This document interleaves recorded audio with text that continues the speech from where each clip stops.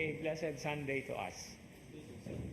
There is one interesting imagery that the gospel reading for today, for this cycle, presents. Actually, we have read this already like a couple of days ago. About not the attitude, but the disposition when all these things are going to happen as Jesus had said, although we do not know the exact time actually. Now the words actually here are to stand erect and raising the heads. Now when we say stand erect, we always understand nga nagpondo ra gyud ka kay stand erect man. But there is one beautiful dimension to that, because standing erect also means to live righteously, to live with righteousness. Because righteousness is actually to stand firm and to stand erect before the Lord. Now this is in connection with what the beautiful theme for 2025, which is the Jubilee year. No? It has a very beautiful background since the ikapila pa nga century, no? But then this is a practice of going towards a journey, going to a pilgrimage to the holy door. And if we cannot do that going to Rome, we have special churches whose main doors are assigned, or the so-called the Jubilee door. And this is a very beautiful reminder to all of us that we are in a constant flux. We are in a constant movement. We are in a constant journey. But despite the journey that we are making, we are traveling, we are walking, we have to walk straight as well. We have to live in righteousness.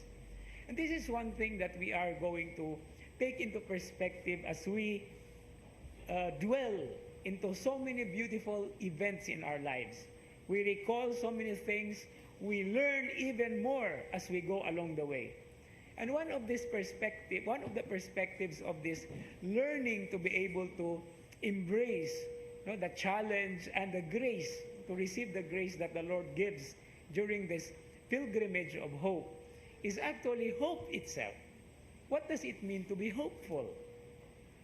And there was this beautiful comparison during our alumni homecoming here in Cebu.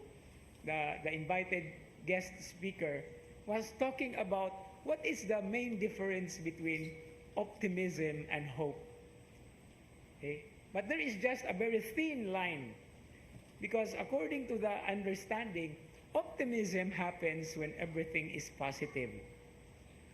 Kung positibo gani, no? Optimistic dito kaayo.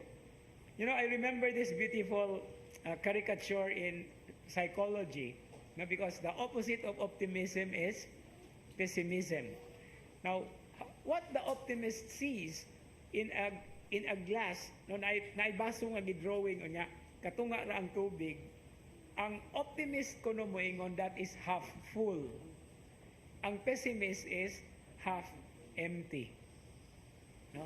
Diha na to'y joke nga gi-introduce diha kay napagyud kuno ikatulo nga tawo nga mutan-aw ana, kanang baso nga tunga ra ang tubig.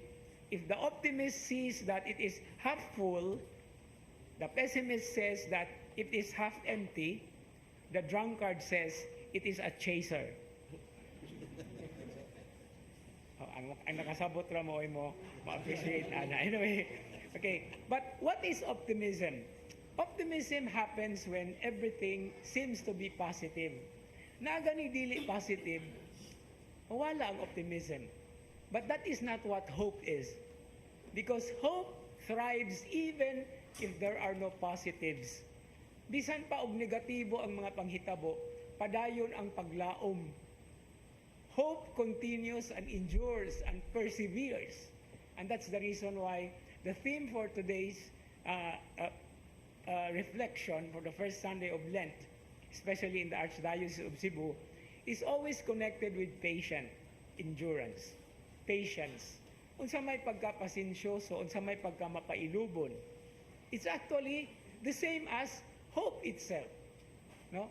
The optimism just goes at the sides, precisely because despite the many different drawbacks and setbacks and whatever it is, hope will always be there.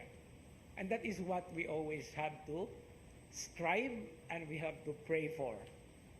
Muna nga, we inspire each other, we help each other, we move together, and we journey as one family of God. Ug unsa man gani ng mga dili kayo mga maayo, there is always a time for settlement. There is always a time to stop from the journey and talk it out over. That's why it's called settlement. But then, when everything is already fine, we continue to move. And take note, the road that we are actually treading, ang atong gilaktan, dili na kanunay hapsay. Daghang lubak-lubak. Dili tungod kay wala trabaho as gobyerno, ang uban malipay na kay duol namang eleksyon, gitrabaho na, pero hunong-hunungan pag yun kay napa may sunod pag yun nga eleksyon. It's not like that. But life is actually full of bumps and what we call pebbles and stones and everything.